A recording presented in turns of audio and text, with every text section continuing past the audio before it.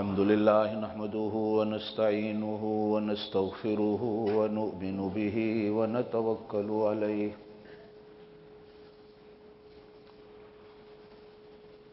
ونعوذ بالله من شرور أنفسنا ومن سيئات أعمالنا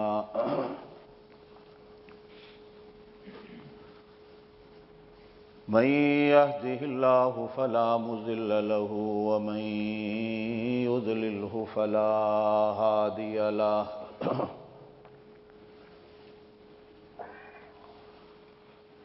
أشهد أن لا إله إلا الله وحده لا شريك له وأشهد أن سيدنا وسندنا ونبينا وشفيعنا محمدًا عبده ورسوله صلى الله عليه وعلى آله وأصحابه وبارك وسلم تسليمًا كثيرًا كثيرًا.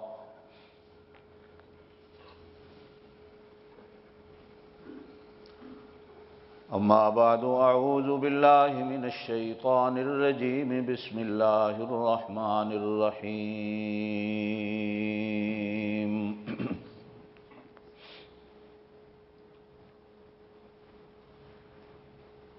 قل إن كنتم تحبون الله فاتبعوني يحببكم الله ويغفر لكم ذنوبكم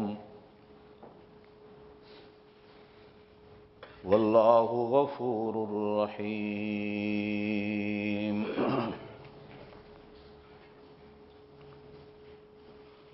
وقال الله تعالى وجاهدوا في الله حق جهاده هو اجتباكم وما جعل عليكم في الدين من حرج.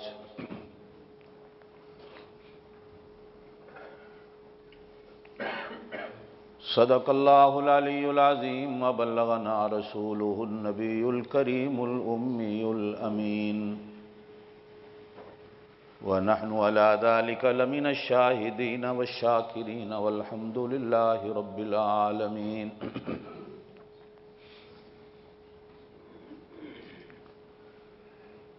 سارے ساتھی ذوق اور شوق کے ساتھ بلند آواز سے درود پاک پڑھیں. اللهم صل على محمد وعلى آل محمد كما صليت على إبراهيم وعلى آل إبراهيم إنك حميد مجيد. اللهم بارك على محمد وعلى آل محمد كما باركت على إبراهيم وعلى آل إبراهيم إنك حميد مجيد.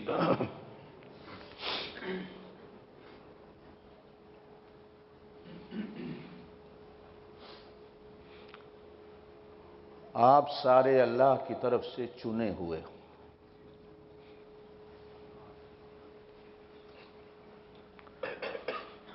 هو اجتباکم، اللہ نے تمہیں چنا ہے.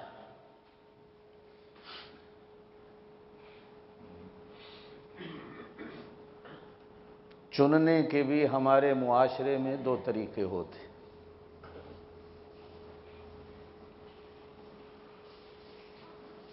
الیکشن ہوتا ہے، کچھ لوگ ووٹوں سے چنے جاتے.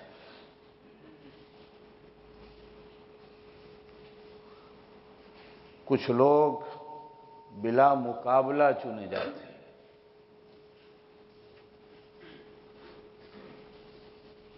جو بلا مقابلہ چنے جاتے ہیں ان کی عزت، ان کی قدر، ان کا مقام، ان کا مرتبہ بہت زیادہ ہوتا ہے.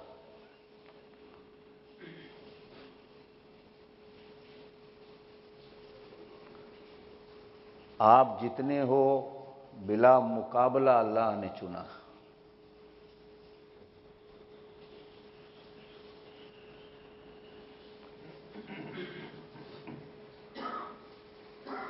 پھر اور چننا بھی ہوتا ہے. کچھ لوگ ووٹوں سے چنے جاتے ہیں، ان کو الیکٹ کہتے ہیں، اور جو بغیر ووٹوں کے چنے جاتے ہیں ان کو سلیکٹ کہتے ہیں. لوگ کہتے ہیں الیکشن ہوا کہ سلیکشن ہوا؟ اللہ پاک نے آپ کا، میرا، ہم سب کا، اس ساری امت کا سلیکشن کیا۔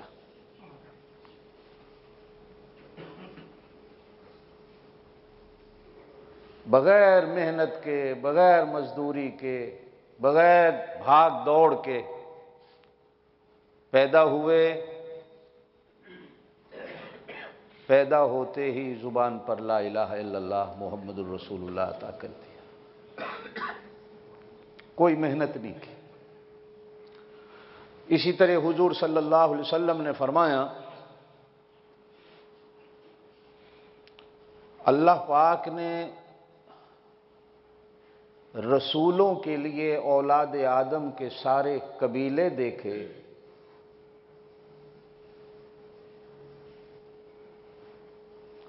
تو سارے قبائل میں سے اللہ پاک کو عرب کے لوگوں کے قبیلے سب سے زیادہ پسند آئے۔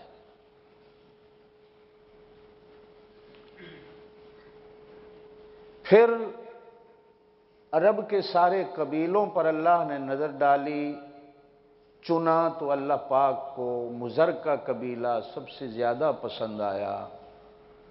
پھر مضر کے قبیلے پر اللہ پاک نے نظر ڈالی تو اللہ پاک کو اس میں سب سے زیادہ قریش کا قبیلہ پسند آیا۔ پھر قریش کے قبیلوں پر اللہ نے نظر ڈالی تو اللہ پاک کو ہاشم کا قبیلہ سب سے زیادہ پسند آیا۔ پھر ہاشم کے قبیلے پر اللہ پاک نے نظر ڈالی تو اللہ پاک کو سب سے زیادہ میں پسند آیا۔ زور سے کہہ دیں صلی اللہ علیہ وسلم۔ گویا کہ اللہ نے مجھے بھی چنا، اللہ پاک نے میری امت کو بھی چنا۔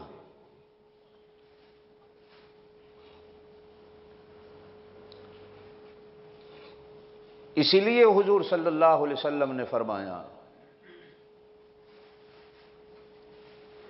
قیامت کے دن دربار خداوندی میں کچھ نبی ایسے آئیں گے جو تنہا ہوں گے، ان کے ساتھ ایک بھی امتی نہیں ہوگا۔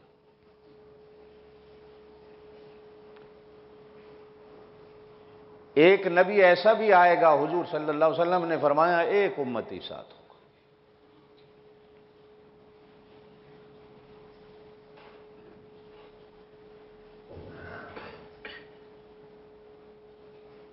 کوئی نبی ایسے آئیں گے 10-20 امتی ساتھ ہوں گے۔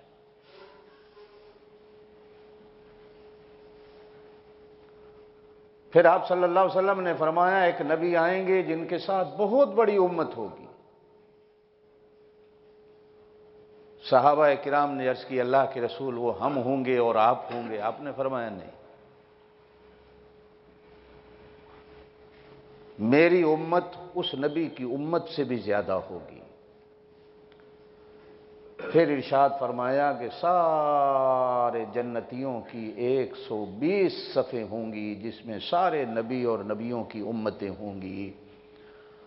ان 120 صفوں میں سے 20 صفیں باقی نبیوں اور ان کی امتیوں کی ہوں گی، 100 صفیں جنت میں صرف اللہ پاک میری امت کو دے گا۔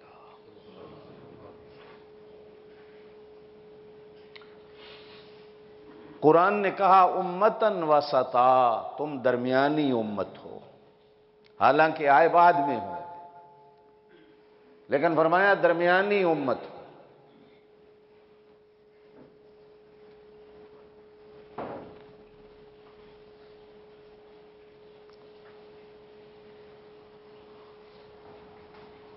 کتب اولیاء اللہ میں ایک نام ہوتا ہے، لوگ کہتے ہیں فلانا غوث، فلانا کتب، فلانے ابدال۔ پرانے وقتوں میں گھروں میں چکیاں ہوتی تھیں، جن چکیوں پر ہماری مائیں، بیٹیاں، بہنیں دانے پیستی تھیں۔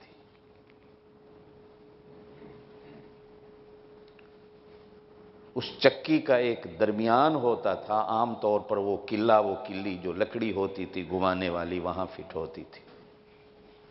عربی زبان میں اس درمیان والی کلی کو کتب کہا جاتا۔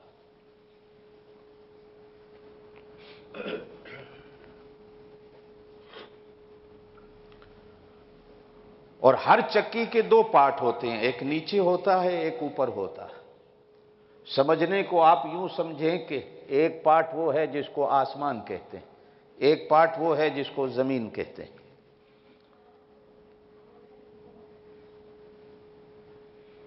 اور ان دونوں کے درمیان میں جو مٹھی ہے، جو لکڑی ہے، وہ تم ہو۔ یہ ٹوٹ گئی تو اوپر والی بھی بیکار، نیچے والی بھی بیکار، کسی کام کی چکی نہیں رہتی۔ اسی کو سنبھالنا ہوتا جس سے وہ چکی چلتی۔ علماء نے لکھا ہے، معلوم ہوتا ہے کہ زمین و آسمان کی چکی اسی امت کی برکت سے چل رہی ہے، اس لیے یہ امت امت وسط ہے۔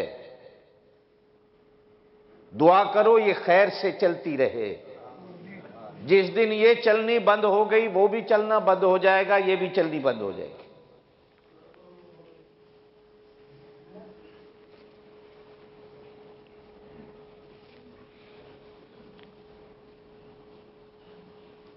اس امت کی نشانیاں، اس امت کے فضائل، اس امت کی شان، اس امت کے مرتبے کتاب تورات میں دیکھ کر پڑھ کر حضرت موسیٰ علیہ السلام نے ایک دن فرمایا، یا اللہ یہ امت مجھے دے دے، یہ امت، زور سے کہو، مجھے دے دے۔ کہا نہیں، یہ شان مرتبے والے نبی کے لیے شان اور مرتبے والی امت ہے۔ بے شک تو میرا کلیم ہے، بے شک تو میرا نبی ہے، صاحب کتاب رسول ہے، لیکن تو ابھی اس مرتبے تک نہیں آیا جو اس امت کے نبی کا مرتبہ ہوگا۔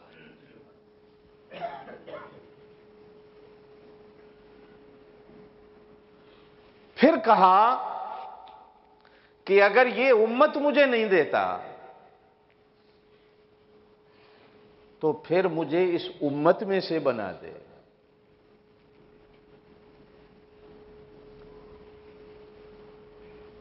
ارشاد فرمایا، هو اجتباکم، وہ چنے گئے۔ تو اپنی جگہ پہ چنا گیا، وہ اپنی جگہ پہ چنے گئے، جن کو میں نے چن لیا وہی امتی بنے گے۔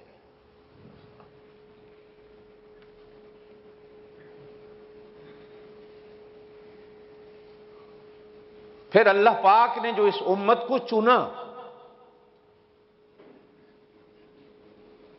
پھر یہ امت کیسے بنی؟ اس امت کو جو اللہ نے مقام اور مرتبہ دیا، جو جانتے تھے وہ تو لے گئے۔ آپ اور میں چونکہ جانتے نہیں اس لیے ہم رہ گئے، لیکن پھر بھی لاکھوں نہیں کروڑوں بار اس کا شکر ادا کیا کرو۔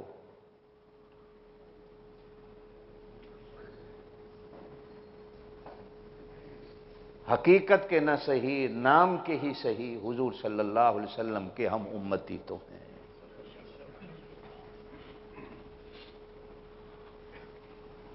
وہ کہتے ہیں کہ کسی خان صاحب کا ایک گھوڑا تھا، بڑا قیمتی تھا، بڑا خوبصورت تھا، اس کے پیچھے چور ڈاکو بھی لگے ہوئے تھے کہ کسی ٹائم اس کو چرا لیں۔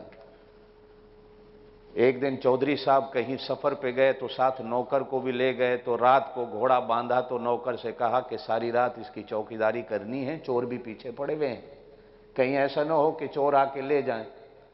اس نے کہا چودھری صاحب آپ فکر ہی نہ کریں، ساری رات اس کو کھرکھرا مارتا رہوں گا، خدمت کرتا رہوں گا، جاگتا رہوں گا۔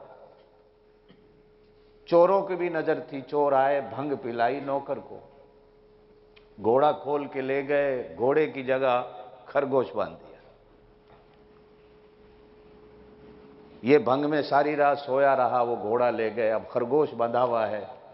صبح ناشتہ کر کے چودھری صاحب اگلے سفر کو تیار ہوئے تو کہا کہ بھائی میرے نوکر کو اٹھاؤ۔ اٹھانے والے گئے تو نوکر تو بھنگ کے نشے میں پڑا ہے، کو پانی پونی اوپر ڈالا، اسے ہوش دلایا، اٹھایا تو کہا بھائی گھوڑا لاؤ۔ اور جب وہ گھوڑا کھولنے گیا تو گھوڑے کی جگہ پہ خرگوش بنا ہوا۔ اسے ہی پکڑ کے لے آئے۔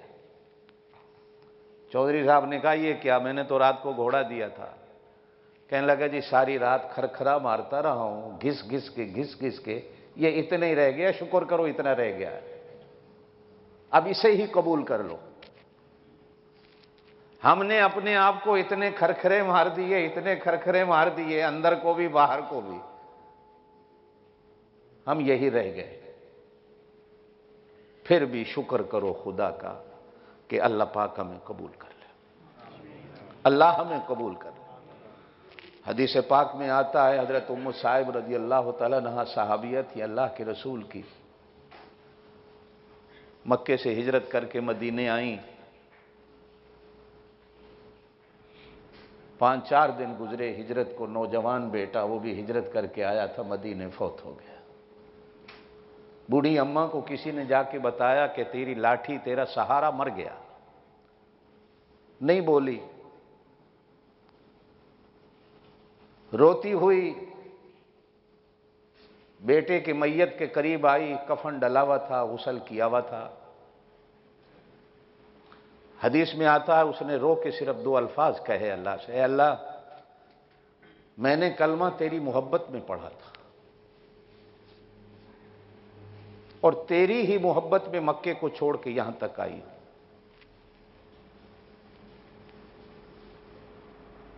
دشمن یوں نہ کہیں، مزہ لے لیا ہے اسلام کا اور ہجرت کا کہ جاتے ہی بیٹا بھی چلا گیا، بس دشمن کو موقع نہ دے۔ حدیث میں آتا ہے مرنے والا کفن کو پھاڑ کے اٹھ کے بیٹھ گیا۔ حالانکہ بڑھیا نے یوں نہیں کہا اسے زندہ کر دے، صرف اتنا کہا کہ دشمن کو موقع نہ دے۔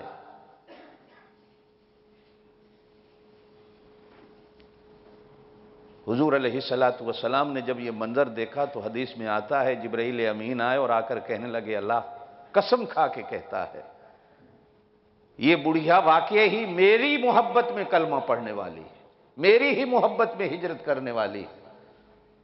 آج اس کے منہ سے نکلے ہوئے الفاظ ہمیں اتنے پسند آئے کہ ہم نے اس کے مردہ بیٹے کو زندہ کر دیا۔ اگر کوئی ہمارا ہو جاتا ہے تو پھر ہم اس کے ہو جاتے۔ کبھی امت یہ تھی۔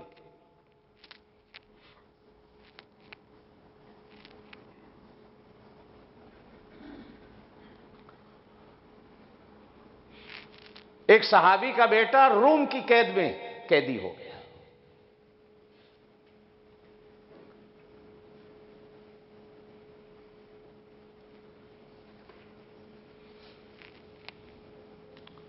وہ صحابی اسقلان کے رہنے والے تھے جو سعودیہ کا بارڈر ہے، آگے اردن شروع ہو جاتا ہے، وہ علاقے شروع ہو جاتے ہیں۔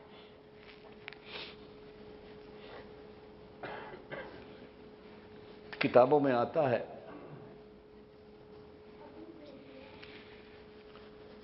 جب فجر کی اذان ہوتی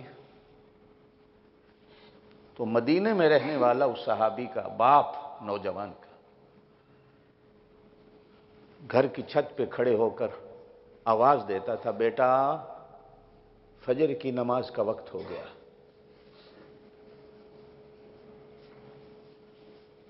بیٹا قسم کھا کے کہتا ہے کہ روم کی قید میں پڑا ہوا میں اپنے باپ کی آواز کو سن لیتا تھا نماز کا وقت ہو گیا۔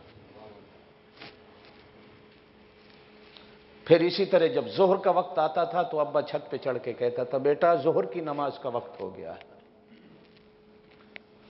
عصر مغرب عشاء کی نمازوں کا وقت ہوتا تھا تو چھت پہ چڑھ کے صرف آواز دیتا تھا بیٹا نماز کا ٹائم ہو گیا ہے۔ ہزاروں میل دور پڑا جیل میں نوجوان اپنے باپ کی آواز کو اس طرح سنتا تھا جس طرح ابا جیل کی دروازے پہ کھڑا ہو کے آواز دیتا۔ کبھی یہ امت ایسی تھی۔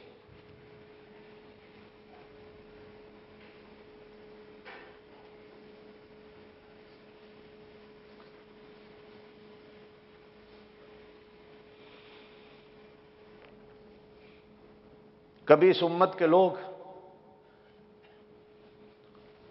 جنگلوں میں کھڑے ہو کر صرف آواز لگاتے تھے کہ جنگل کے درندوں آج کے بعد اس جنگل میں ہم نے رہنا ہے، 3 دن کی تمہیں مہلت دیتے ہیں، جنگل خالی کر جاؤ۔ 50 میل مربع میں بسا ہوا جنگل 3 دن میں درندے خالی کر دیتے تھے۔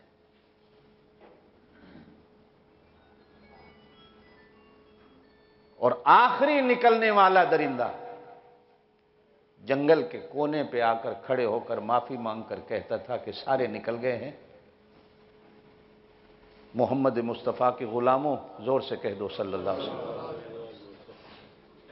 قیامت کے دن دربار رسالت میں ہماری شکایت نہ کرنا، 3 دن ہو سکتا ہے کوئی منٹ اوپر نیچے ہو گیا ہو، تم نے ہمیں 3 دن کی مہلت دی تھی، ہم 2.5 دنوں میں جنگل کو خالی کر کے جا رہے ہیں، سنبھال لو اس کو۔ آج اسی جگہ پہ شہر کاروان آباد، کبھی امت یہ تھی۔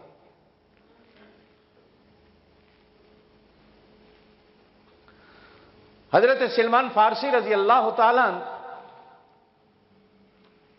فارس ایران کو کہتے ہیں،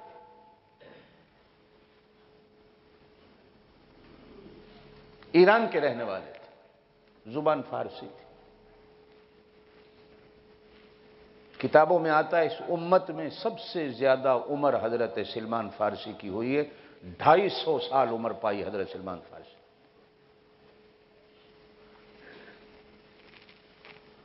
راہ حق کی تلاش میں فارس سے نکلے، کبھی کسی مندر کا گھنٹہ کھٹکھٹایا، کبھی کسی گرجے میں جا کے رات گزاری، کبھی کسی راہب کی جوتیاں سر پہ رکھی، کبھی کسی احبار اور رہبان کے سامنے ہاتھ باندھ کے کھڑے رہے کہ راہ حق مل جائے۔ جاتے جاتے جاتے جاتے عمر کے اخیر میں ایک گرجے کے راہب نے کہا کہ راہ حق بتانے والا مدینے میں آنے والا ہے، کھجوروں کے باغوں کی ایک آبادی ہوگی، وہاں آئے گا جو کہے گا میں اللہ کا سچا رسول ہوں۔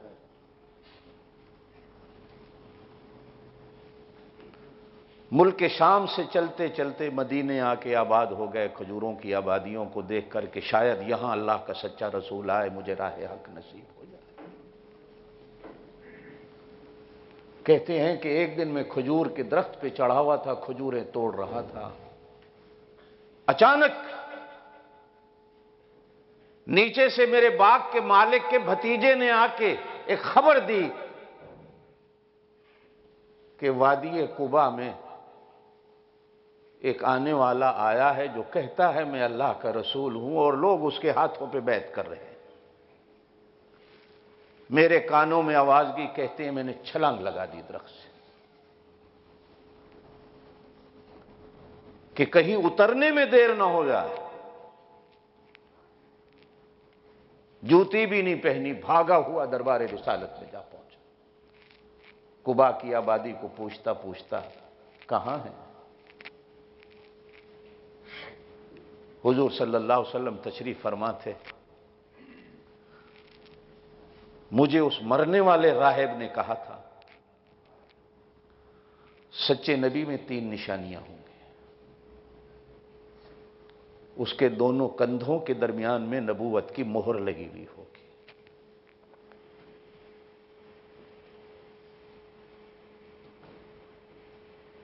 میں جو پہنچا دربار رسالت میں، ایسے معلوم ہوتا تھا کہ میرے آنے سے پہلے ہی جبریل آ کر بتا گئے کہ یہ بندہ مہر نبوت کو دیکھنے آیا ہے۔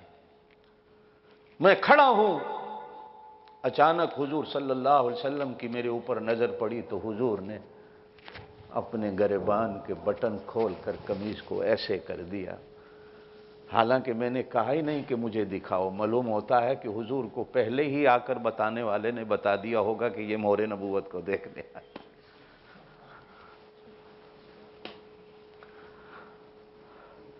حضور نے قمیض کو یوں کیا، مجھے مہر نبوت جو نظر آئی، میں دوڑ کے گیا، مہر نبوت کو بوسہ دیا، حضور کے ہاتھوں میں ہاتھ دے کر لا الہ الا اللہ محمد الرسول اللہ پڑھا۔ کبھی امت ایسی تھی کہ پھر وہ حال ہوا میرا کہ مہاجر کہتے تھے کہ سلمان مہاجر ہے، انصار کہتے تھے کہ سلمان انصار ہے۔ ایک دن ایسا آیا کہ مسجد نبی میں دونوں لڑ پڑے، وہ کہیں یہ ہمارا ہے کہ یہ پہلے سے مدینے رہتا تھا، حالانکہ 6 مہینے مجھے مدینے میں آئے ہوئے ہو گئے تھے، وہ کہیں یہ ہمارا ہے، وہ کہیں یہ ہمارا ہے۔ دونوں کا جب جھگڑا بڑھنے لگا تو حضور علیہ السلام نے دونوں کو یوں چپ کرایا، یہ ہم سب کا ہے، زور سے کہہ دو سبحان اللہ۔ بلکہ یوں فرمایا سلمان منا، یہ ہم میں سے ہے، اور پھر ساتھ ہی کہہ دیا کہ ہم میں سے مطلب کیا ہے کہ یہ میرے اہل بیت میں سے ہے، یہ میرا ہے۔ کبھی امت ان چیزوں پہ جھگڑتی تھی، امت نمازوں پہ نہیں جھگڑتی تھی، امت داڑھیوں اور ٹوپیوں پہ نہیں جھگڑے کرتی تھی، امت کبھی قوموں اور زبانوں پہ نہیں لڑتی تھی،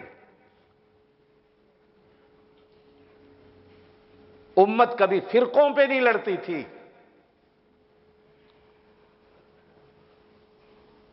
دریا پار کرتا ہے قافلہ صحابہ کرام کا گھوڑوں سمیت، کنارے پہ پہنچتی ہے فوج، تو سپہ سالار فوج حضرت خالد بن ولید رضی اللہ تعالیٰ عنہ صحابہ سے کہتے ہیں کہ بھائی اپنے اپنے سامان کی تلاشی کر لو، کسی کا کوئی سامان دریا میں گر نہ گیا ہو۔ ہر کوئی اپنے سامان کو دیکھتا ہے تو ایک غریب مجاہد کھڑے ہو کے کہتا ہے سردار میرا مٹی کا پیالہ تھا، وہی میری ایک دولت تھی، وہی خزانہ تھا، وہ دریا میں گر گیا۔ تو حضرت سلمان فارسی دریا کی موجوں کو کہتے ہیں، حضرت خالد بن ولید دریا کی موجوں کو کہتے ہیں کہ اے دریا کی موجوں، تمہیں پتہ نہیں ہم کون ہیں، اور تمہیں یہ پتہ نہیں کہ ہم جا کہاں رہے ہیں، تمہیں یہ پتہ نہیں کہ ہم نکلے کیوں ہیں، تمہیں یہ پتہ نہیں کہ ہم آئے کہاں سے ہیں۔ اگر قیامت والے دن ان سوالوں سے بچنا ہے اور اپنی حفاظت کرنی ہے تو 1 منٹ کے اندر اندر اس غریب مجاہد کا پیالہ واپس کر دو۔ آج بھی تاریخ کے ورقے یہ بات بتانے پہ مجبور ہیں کہ ایک لہر ایسی اٹھی کہ وہ مٹی کا پیالہ لیے ہوئے حضرت خالد بن ولید رضی اللہ تعالیٰ عنہ کے پیروں میں ڈالتی ہے، اور حضرت خالد بن ولید اسے اٹھا کر اس مجاہد کے حوالے کرتے ہیں، اور پانی کی موجوں سے آواز آتی ہے محمد کے غلاموں، ہم نے تمہاری امانت تمہارے حوالے کر دی ہے، کہیں قیامت کے دن ہماری دربار رسالت میں شکایت نہ کرنا۔ کبھی امت یہ تھی۔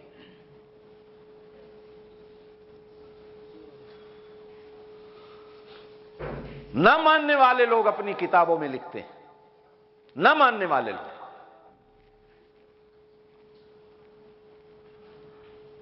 کہ محمد مصطفیٰ صلی اللہ علیہ وسلم کے جہاں اور احسانات ہیں انسانوں پر، وہاں ان میں سے ایک سب سے بڑا احسان یہ ہے کہ وہ ابو بکر، عمر، عثمان و علی ان کو بنا کر اس امت کے حوالے کر گئے، صحابہ کرام کو بنا کر اس امت کے حوالے کر گئے کہ انہیں اپنے لیے نمونہ بنا، انہیں اپنے لیے نمونہ بنا۔ جس نے مجھے دیکھنا ہے وہ ان کو دیکھ لے۔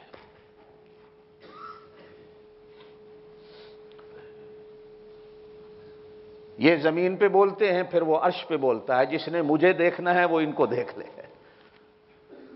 یہ میرا بنا ہوا ہے میرا رسول، اور یہ جماعت میرے رسول کی بنائی ہوئی ہے۔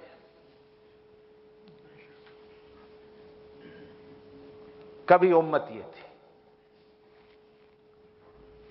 لگاتا تھا تو جب نعرہ سمندر راستہ چھوڑ دیتا تھا۔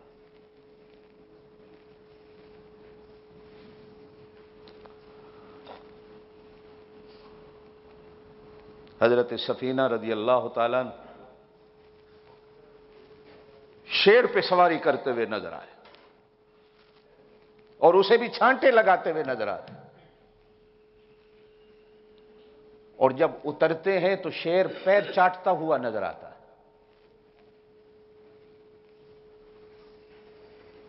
دیکھنے والے حضرت سفینہ سے پوچھتے ہیں یہ منظر کیا ہے، اس پہ سواری؟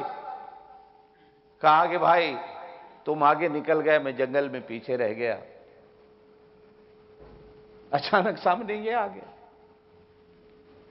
ایک لحظہ تو میں ڈرا کہ کہیں اس کا لقمہ نہ بن جاؤں، لیکن پھر جرأت آئی، میں نے کہا اسے کہ اے شیر جنگل کے بادشاہ، تجھے پتہ نہیں میں کون ہوں اور میں کہاں جا رہا ہوں، کیوں جا رہا ہوں، کہاں سے آیا ہوں؟ بس کہنے کی دیر تھی کہ یہ میرے سامنے میرے پاؤں چاٹ رہا ہے اور مجھے چلنے نہیں دے رہا، میں چلتا ہوں تو یہ سامنے آ کر بیٹھ جاتا ہے، میں سمجھا کہ اب یہ کہتا ہے میرے اوپر سواری کرو، تمہیں منزل پہ میں چھوڑ آتا ہوں۔ اب یہ تمہیں دیکھا میں نے، اب میں اترنے لگا تو یہ اترتے ہوئے میرے پاؤں چاٹ کر معافی مانگ رہا ہے، کہیں گستاخی ہو گئی ہو تو مجھے معاف کر دے۔ قیامت کے دن کہیں میرا کیس دربار رسالت میں نہ چلا جائے کہ میں نے محمد مصطفیٰ صلی اللہ علیہ وسلم کے غلام کو تکلیف دے دی۔ کبھی امت یہ تھی۔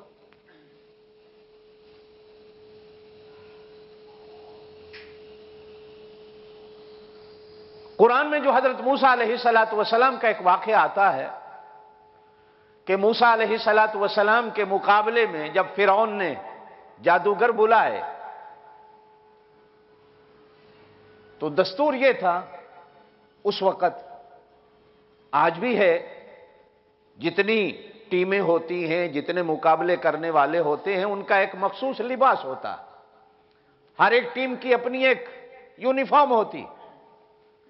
تو اس زمانے میں بھی یہ تھا کہ جب مقابلے میں میدان میں لوگ اترتے تھے تو ایک جیسا لباس پہنا جاتا تھا۔ حضرت موسیٰ علیہ السلام اپنی نبوت والا لباس پہن کے آئے۔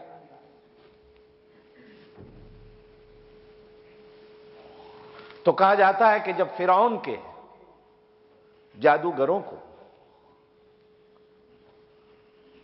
یونیفارم پہنانے کا وقت آیا تو انہوں نے موسیٰ علیہ السلام سے کہا کہ آپ بھی ہماری جیسی یونیفارم پہنو، یہ جبے کبے سے مقابلہ نہیں ہوگا، یونیفارم پہننی ہوگی۔ تو موسیٰ علیہ السلام نے کہا بھی میں تو نبی ہوں، میں تو اپنے اسی نبوت والے لباس میں رہوں گا، مقابلہ کرنا ہے کرو، نہیں کرنا ہے نہ کرو۔ جب کوئی صورت نہ بنی موسیٰ علیہ السلام کو منوانے کی تو آخر فرعون نے یوں کہا کہ چلو میرے نجومیوں کو بھی یہی لباس پہنا دو جو موسیٰ نے پہنا، چلو آج یہی یونیفارم کر لیتے۔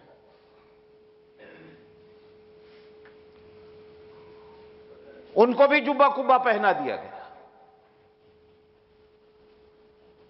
اب جب مقابلہ شروع ہوا تو کہنے لگے موسیٰ تو ڈال، موسیٰ علیہ السلام نے کہا پہلے تم ڈالو۔ اب انہوں نے جو لاٹھیاں ڈالیں تو سانپ بن گئیں، رسیاں ڈالیں تو سانپ بن گئے۔ اب موسیٰ علیہ السلام کو بھی اللہ نے کہا اپنی لاٹھی ڈالو۔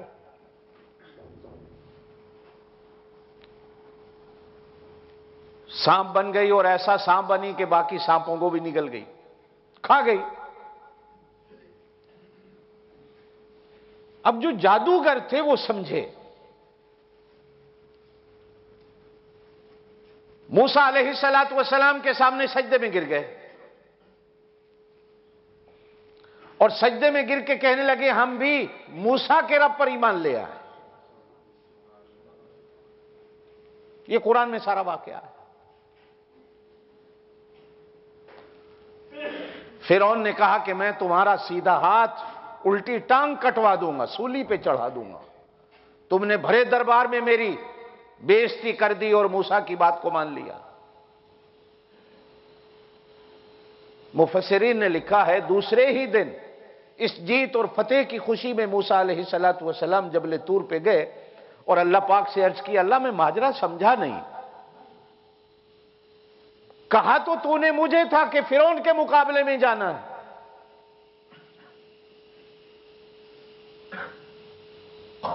جس کے مقابلے میں گیا اس کو تو ہدایت ملی نہیں، اور جن کے مقابلے کے لیے تو نے بھیجا ہی نہیں تھا وہ تو وہاں بندوبست ہو گیا کہ جادو کا مقابلہ آ گیا، ان کو تو نے ہدایت دے دی، اور جو اصل بے ایمان تھا اس کو ہدایت ہی نہ ملی۔ یہ کہہ کے تو نے مجھے بھیجا تھا کہ جاؤ فرعون کے پاس، اذهب الى فرعون انه طغى، جا فرعون کے پاس، وہ بڑا سرکش ہو گیا۔ تو اللہ پاک نے جو جواب دیا جبل طور پہ حضرت موسیٰ علیہ السلام کو، وہی آپ کو سمجھانا چاہتا ہوں۔ کہا موسیٰ آج اگر وہ بے ایمان تیرے جیسا لباس پہن لیتا نا تو میں اس کو بھی ایمان دے دیتا۔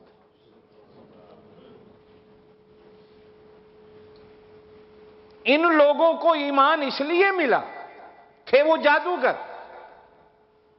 لیکن چلو انہوں نے میرے موسیٰ کی نقل تو کی، میرے موسیٰ جیسا لباس تو پہنا، اگرچہ میرے موسیٰ کی راہ پہ نہیں چلے ابھی، لیکن میرے موسیٰ جیسا لباس تو پہنا۔ میرے نبی کا اگر کوئی لباس بھی اس طریقے کا پہن لیتا ہے، میرے نبی کے راستے پہ اگر کوئی چل لیتا ہے اتباع کرنے کے لیے، تو میں ان لوگوں کو صرف ایمان ہی نہیں بلکہ دنیا اور آخرت بھی ان کی اچھی سے اچھی کر دیتا ہوں۔ چلو انہوں نے موسیٰ کا لباس تو پہنا۔ میں نے گزشتہ جمعہ آپ سے بات کہی تھی میرے دوستو، ایک ماں کا نوجوان بیٹا اس دنیا سے چلا گیا ہو، اس کے ہاتھ میں اگر اپنے بیٹے کی فوٹو ہو، وہ کبھی اسے چومتی ہے، چاٹتی ہے، اسے کبھی چولہے میں نہیں ڈالتی۔ اگر ہماری فوٹو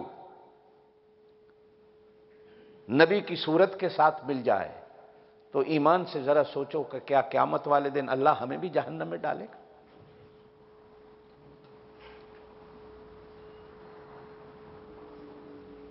اگر میں اپنے گھر کی تصویر، اپنے من کی تصویر، اپنے من کی تصویر اور دھن کی اور تن کی اور من کی ساری تصویریں حضور علیہ السلام جیسی بنا لوں، میں لباس حضور علیہ السلام جیسا بنا لوں،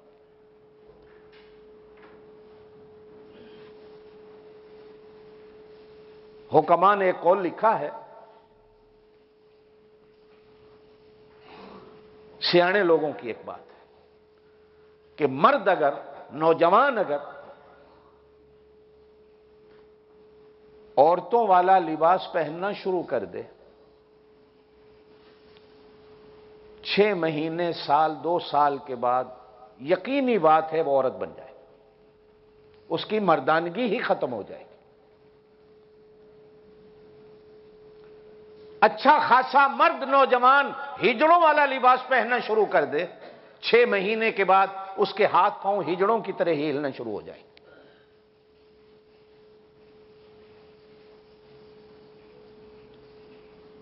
اور اگر کوئی نوجوان نبوت والا لباس پہن لے تو لکھی ہوئی بات ہے 6 مہینے، سال کے اندر اللہ پاک اس کے اندر شریعت کو اتار دیتا۔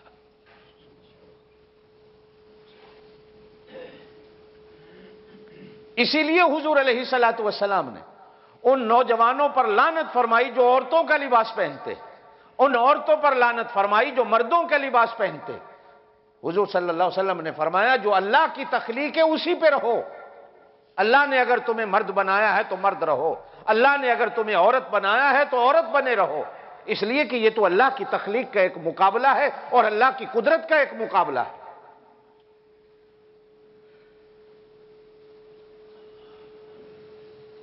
میرے دوستو، ہمیں آپ دوستوں سے کوئی حسد اور بغض نہیں ہوتا کہ آپ لوگ کانوں میں بالیاں پہن کے مسجد آ جاؤ، چوڑیاں پہن کے مسجد آ جاؤ، ہمیں کوئی بیر نہیں ہے اللہ واسطے کا آپ سے، کوئی دشمنی نہیں ہوتی، ایک خیر خواہی ہوتی ہے کہ اللہ کے رسول صلی اللہ علیہ وسلم کی کہیں لعنت کے حقدار اور مستحق نہ بن جاؤ۔ اللہ تمہیں بچا دے، آمین زور سے کہے، اللہ تمہیں بچا دے ان چیزوں سے۔ مسلمان نوجوان سکھ والا کڑا بھی پہنے پھر رہا ہے، ہندو والا دھاگا بھی پہنے پھر رہا ہوتا ہے۔ بھائی یہ ان قوموں کی نشانیاں. چوٹیاں ہندو رکھتے ہیں، کڑے سکھ پہنتے ہیں. سکھ کی جو 4 بڑی نشانیاں ہیں ان میں سے ایک نشانی یہ بھی ہے کڑا پہننا، جس سے سکھ پہچانا جاتا ہے.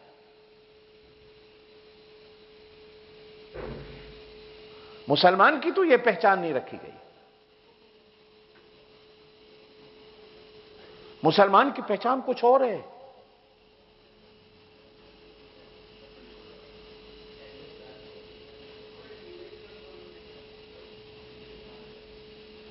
بلکہ میں اگر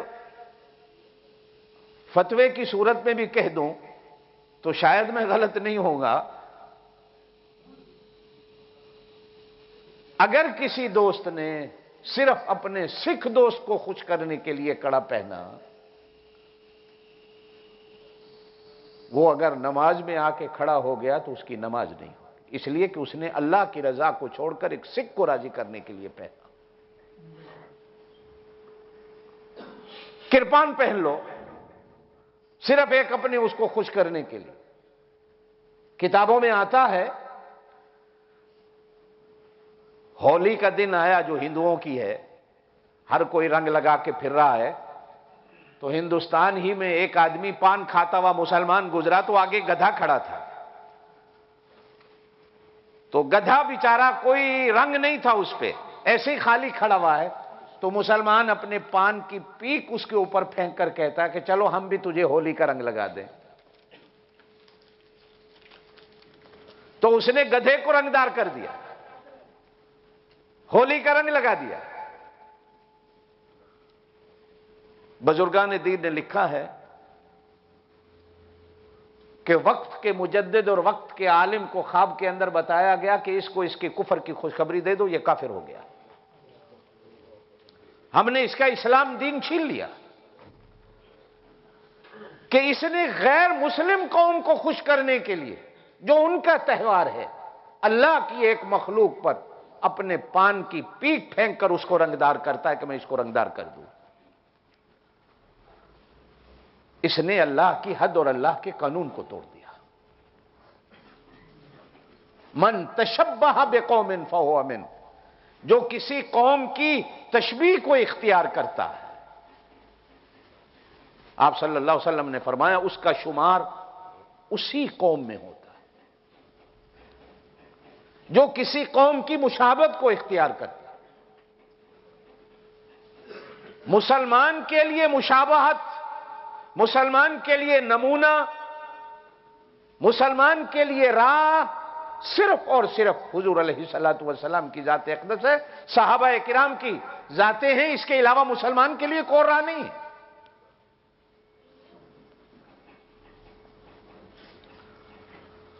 قد سمع اللہ قول التی تجادلک فی زوجہا وتشتکی الی اللہ. 28واں سپارہ شروع ہو رہا ہے. ایک درد کی ماری ہوئی عورت میرے پاک نبی کے دربار میں آئی، دکھوں کی ماری ہوئی، اپنا درد سنانے آئی، اپنا دکھڑا نبی کو سنانے آئی.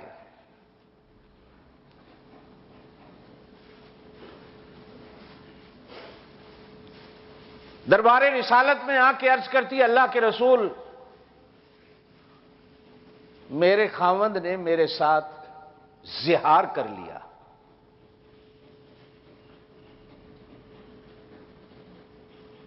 اب آپ نہیں سمجھتے زہار کیا ہے، قرآن اگر آپ پڑھیں تو آپ کو سمجھ آئے.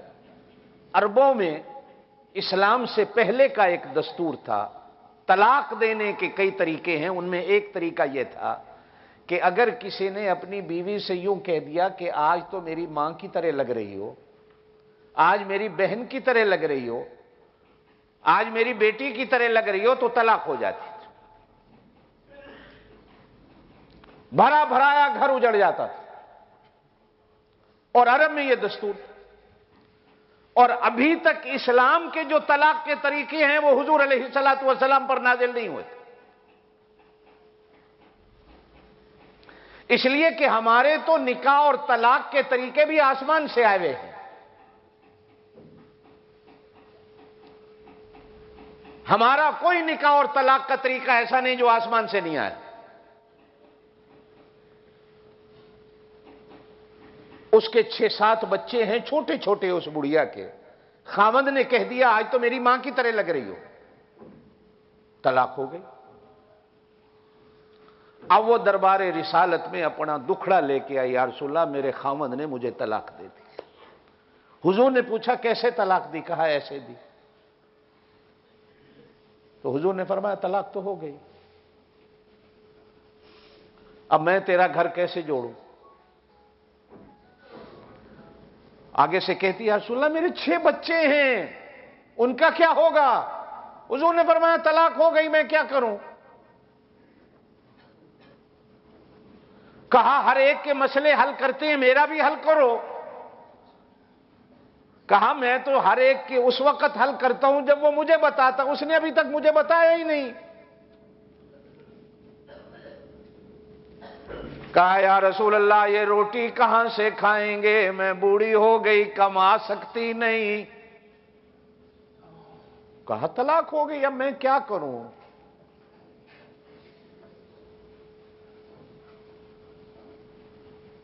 ابھی وہ روتی ہوئی گئی نہیں، وہیں کھڑی ہے. کہنے لگی اچھا اگر آپ کوئی فیصلہ نہیں کرتے تو پھر میں شکایت اس کے دربار میں لگاتی ہوں. یہ بھی قرآن کہتا ہے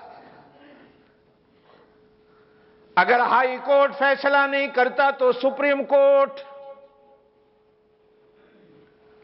وہ تو آپ کی طرح رد نہیں کرے گا، وہ تو کو حل کرے گا. وَتَشْتَكِي إِلَى اللَّهِ. کیا قرآن نے کوئی چیز چھپائی نہیں. تشتکی مانا شکایت کرنا.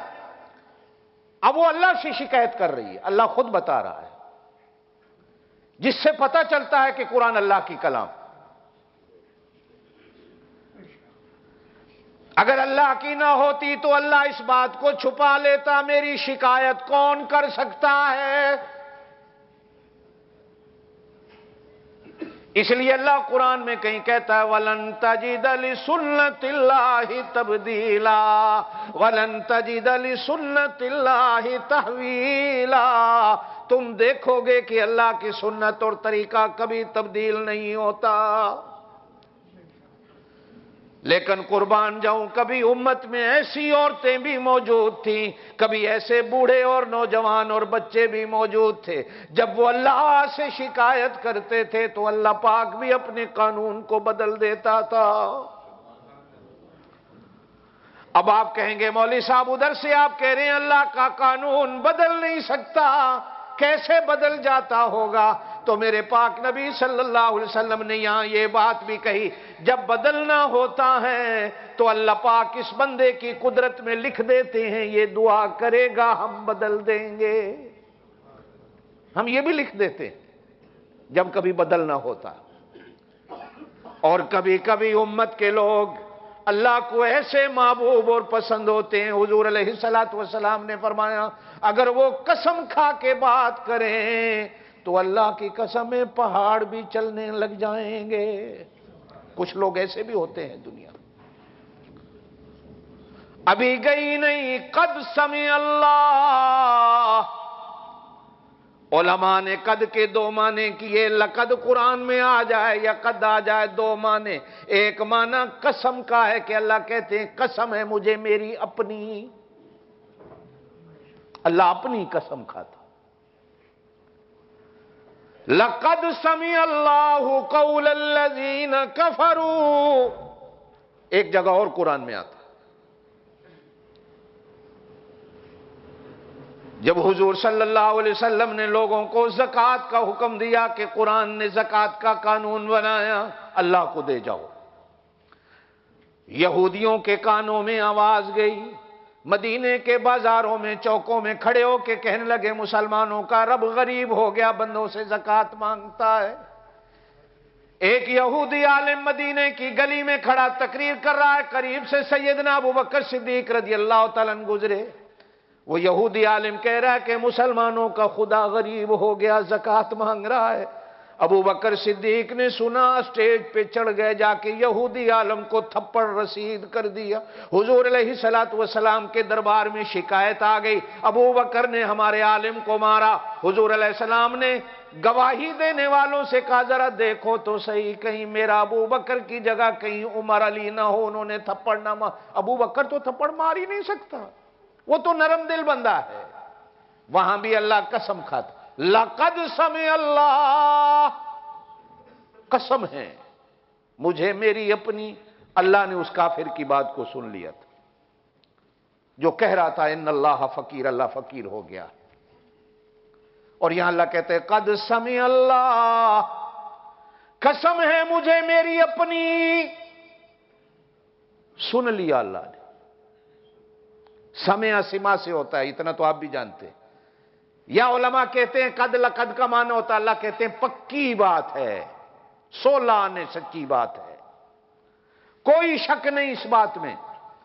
قد سمع اللہ قول، اس کی بات، التی، اس کی بات، تجادلک، جب میرا نبی وہ تیرے سے جھگڑا کر رہی تھی، فی زوجہا، اپنے گھر والے کے بارے میں، وتشتکی الی اللہ، پھر اس نے اللہ کو شکایت لگائی، واللہ یسمع تحاورکما، اس نے تیری بات بھی سنی، اس عورت کی بات بھی سنی۔ آئے حضرت عائشہ کہتی ہیں مجھے اس دن پتا چلا کہ اللہ کتنی بات سنتا ہے، کہ وہ جب حضور سے باتیں کر رہی تھی اتنی آہستہ آہستہ کہ میرے کانوں میں بھی بعض باتوں کی آواز نہیں آئی، یہ کہہ کیا رہی ہے، لیکن اللہ کہتے ہیں واللہ یسمع تحاورکما۔ حضرت عائشہ کہتی ہیں میں قریب بیٹھی نہیں سن سکتی، وہ عرش پہ بیٹھا سب کچھ سن رہا تھا، جس سے معلوم ہوتا ہے کہ وہ ہمارے اتنے قریب، اتنے قریب، وَنَحْنُ أَقْرَبُ إِلَيْهِ مِنْ حَبْلِ الْوَرِيدِ، رگوں کا چلنا ہو سکتا ہے ہمارے کانوں میں اس کی آواز آئے نہ آئے، لیکن میرا اللہ ہماری رگوں کے چلنے کی آواز کو سنتا ہے۔ کہو بے شک، تمہارے قریب کون؟ زور سے بولو، سننے والا کون؟ قریب کون؟ تے جیڑا 10 فٹ قبر وچ ٹر گیا، تھلے چلا گیا، تسی آدھو جی نہیں اے سندا ہے، او سندا نہیں، اے سندا، او نہیں سندا، وہ کہتا سنتا میں ہوں۔ کہو بے شک، ان کو بھی سنواؤں تو میں سنوا سکتا ہوں، ورنہ قبر پہ کھڑے ہو کر ڈھول بجاتے رہو، یہ سن سکتے نہیں جب تک میں نہ سناؤں۔ کہو میں سناتا ہوں، ورنہ یہ سنتے ہیں، اللہ سنواتا۔ زور سے کہو اللہ، اللہ چاہے تو اس دیوار کو سنواتا۔ میں نے کہا نا صحابی چھت پہ کھڑے ہو کے کہتے بیٹا نماز کا ٹائم ہو گیا ہے، وہ ہزاروں میل دور پڑا جیل میں اپنے ابا کی آواز سن کے نماز کو کھڑا ہو جاتا تھا، یہ ہوتا اللہ سناتا۔ قد سمع اللہ قول التی تجادلک فی زوجہا وتشتکی الی اللہ۔ اب اللہ نے قانون نازل کیا، میرا نبی اس سے کہہ دو جا خوشخبری، گھر رہے، تیری طلاق نہیں ہوئی، آج کے بعد ہم قانون بنا دیتے ہیں، نہیں ہوئی۔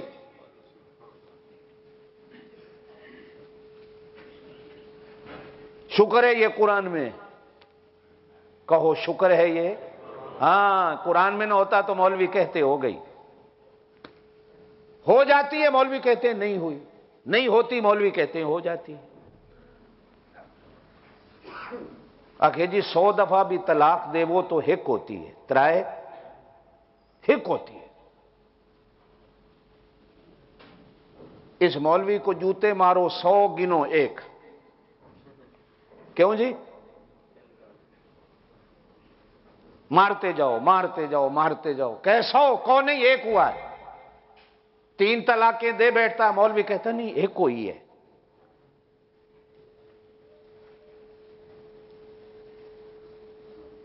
اب اللہ نے قانون نازل کیا، الذین یظاہرون من نسائہم ثم یعودون، اگر کوئی بیوی کو اس طرح کہہ بیٹھے اور پھر اپنے گھر کو آباد کرنا چاہے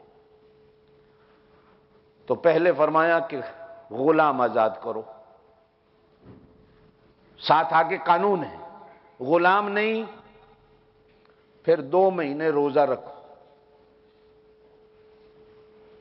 اگر 2 مہینے روزہ نہیں رکھ سکتے ہو تو پھر 60 غریبوں کو کھانا کھلاؤ۔ یہ 28ویں سپارے میں۔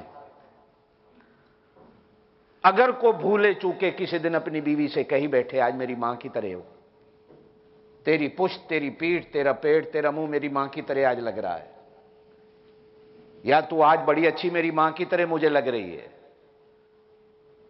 پہلے تھا طلاق ہو جائے، لیکن کہنا نہیں، کہنا ہاں ہاں کہنا، اگر اللہ نہ کرے کو کہہ بیٹھے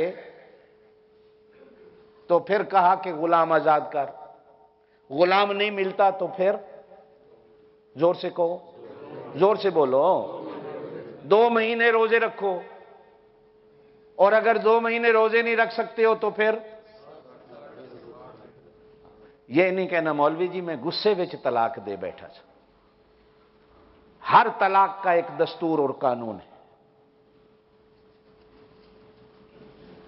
طلاق دے کے آ جاتے ہیں، اتنے سیانے ہیں، ساتھ ایک مٹھائی کے ڈبہ بھی لے آتے ہیں، پہلے قاری صاحب آپ کے لیے ہدیہ ہے، ہم بھی خوش ہو جاتے ہیں بھی بڑا چنگا بندہ ہے، مٹھائی کا ڈبہ لے آیا۔ پھر کوئی کم ہے ایسی قاری صاحب، اچھا چلو بھائی صوفے پہ بیٹھ کے کام بتاؤ، ہم بھی پھر اسے ہی کہتے ہیں صوفے پہ بیٹھو جو مٹھائی کا ڈبہ لاتا، جو بیچارہ نہیں لاتا ہم تو اسے بھی نہیں کہتے صوفے پہ بیٹھو، بیٹھ بھائی کیا بات ہے؟ استاد جی بس وہ غلطی ہو گئی ہے۔ وہ بھائی کیا غلطی ہوئی؟ آگے بھی بول۔ استاد جی غلطی ہو بھائی، آگے بھی بول کیا غلطی ہو گئی؟ استاد جی ناراض تھا نہ ہو سو۔ او بھائی ہم نے کیا ناراض ہونا ہے، بیوی تیری، ہم نے، وہ بات تو بتا کیا غلطی ہو گئی؟